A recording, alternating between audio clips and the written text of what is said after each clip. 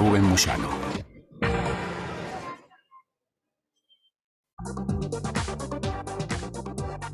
Bueno, muy bien, seguimos en este programa que llamamos con una pregunta: ¿en dónde estamos? Producción de Libertas, además, por supuesto libertas.uy, www.libertas.uy. Estamos por radionacional.com.uy, en Facebook, en donde estamos. Nuestro número de contacto es 093-829-272. Parece que Eduardo Abeña me hubiera escuchado o hubiera leído lo que estaba componiendo como editorial para el día de hoy. No me va a dar el tiempo, voy a hacer un resumen y seguramente voy a volver con este tema el día jueves. Digo el jueves porque mañana tenemos afortunadamente dos notas muy interesantes. Con el doctor Díez de Medina vamos a conversar un tema muy, muy importante, y también vamos a conversar con el diputado Gianoli, Gabriel Gianoli, de un tema también muy importante, como lo es el saneamiento en Montevideo, el saneamiento que falta, 100.000 montevideanos que están muy complicados con la falta de agua y también con la falta de luz, de electrificación. Esa Montevideo olvidada después de 32 años, ¿no?, de un mismo gobierno, en definitiva, ¿no?, Frente Amplio Montevideo, que no ha resuelto temas estructurales, temas básicos, en una porción importante de la población, y a su vez, en líneas generales, Montevideo no está bien, no es una ciudad que esté bien, no es una ciudad limpia, es una ciudad sucia, es una ciudad con graves problemas en el tránsito, es una ciudad con calles rotas, con barrios muy descuidados, con un patrimonio edilicio también descuidado, envejecido, y parecería ser que Montevideo existe de Avenida Italia hacia la costa. Sigue siendo así el modelo.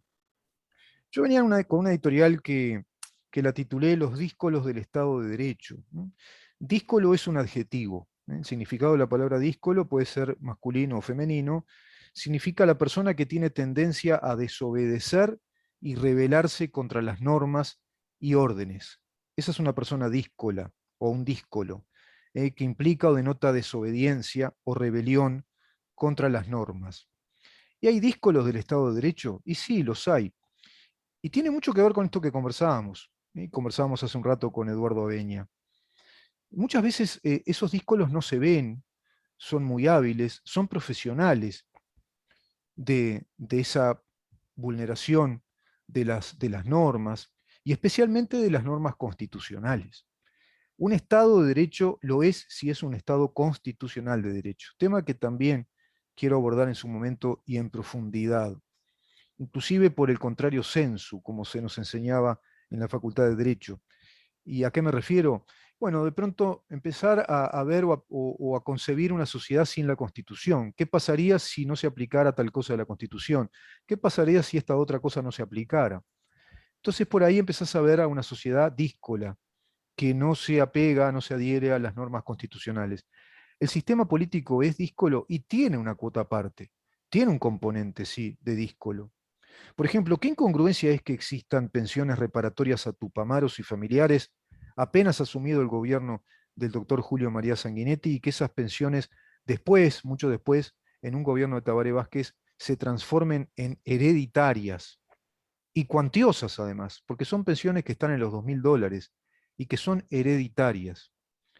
Pensiones reparatorias que repararon inclusive todos los años de trabajo que esos exiliados no trabajaron, y a su vez fueron reparados en categorías altas administrativas, muchos de ellos también profesionales. Yo lo supe muy de cerca por vecinos de mi casa, que tuvieron realmente cuantiosas reparaciones patrimoniales con un acumulado salarial de todos los años que no vivieron en el país, bueno, cobrando todo ese acumulado de salario a modo de indemnización, reincorporándolos en las carreras administrativas, laborales.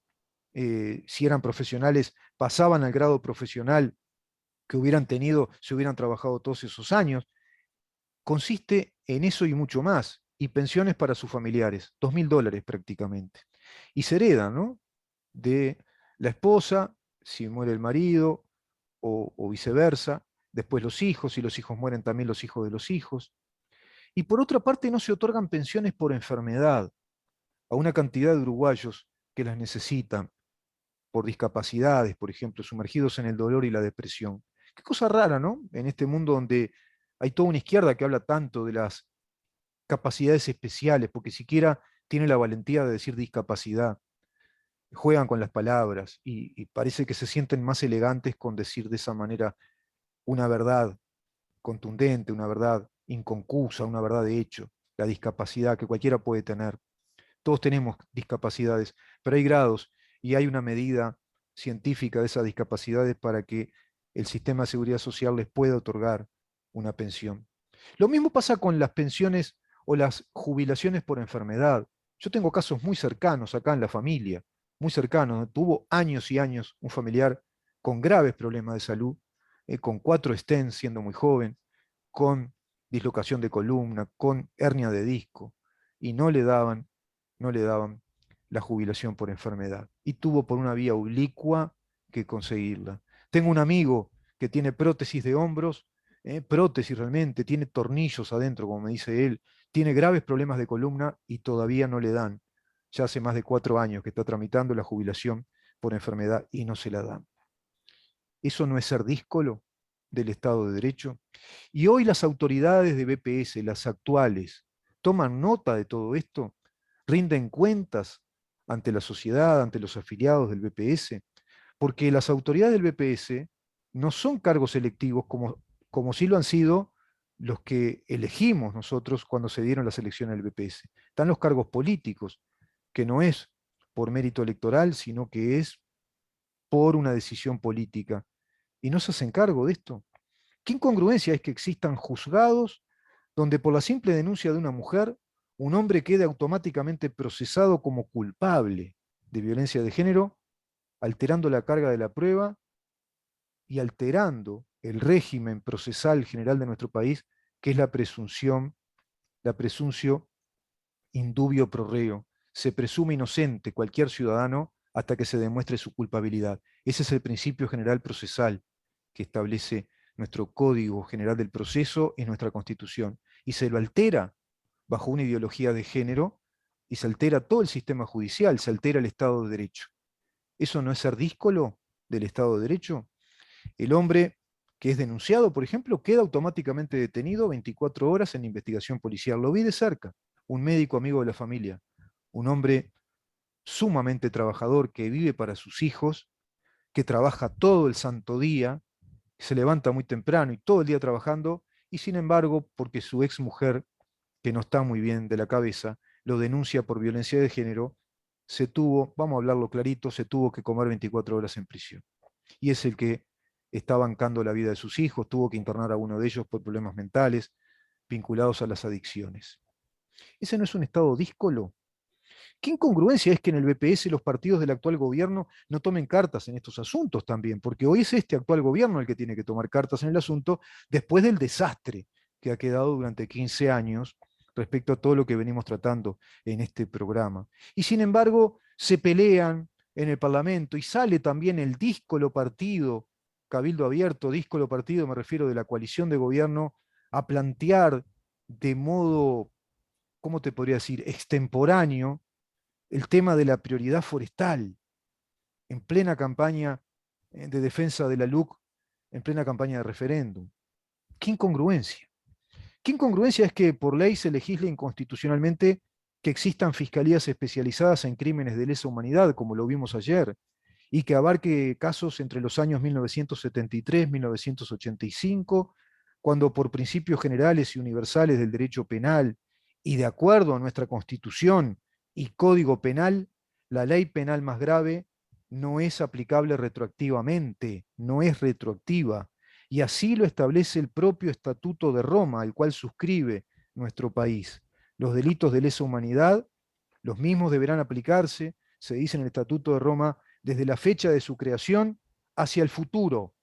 Desde la fecha de su creación hacia el futuro. En nuestro país, 2006 es cuando se suscribe este estatuto. ¿Cómo es posible tamaña incongruencia en nuestro Estado de Derecho? Se va alterando, y se va alterando a mi gusto demasiado, porque es en los temas claves, en los temas medulares. Se nos dice, se nos ha dicho y se nos dirá que si falla el sistema judicial, falla la democracia. El último reducto de garantía que tenemos los ciudadanos bajo el principio de igualdad ante la ley, principio fundamental de un Estado de Derecho, es el poder judicial de un país.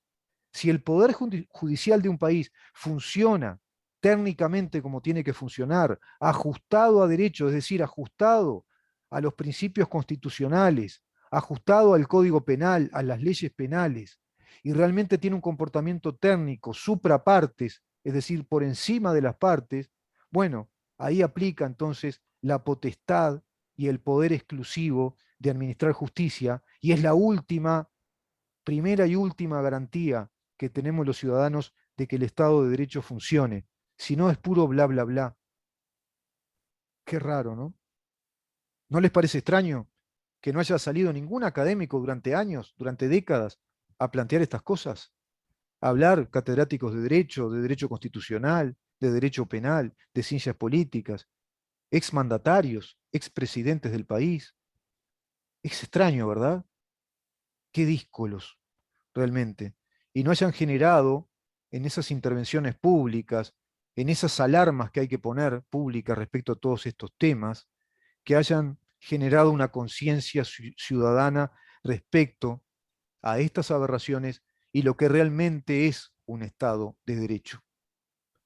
Por eso está alterado, y yo recién le decía a Eduardo Beña, que hay una cuota parte importante de culpa en el díscolo sistema político uruguayo. No el actual, que también tiene una cuota parte de culpa, sino a través de estas décadas, que se han quedado mutis por el foro.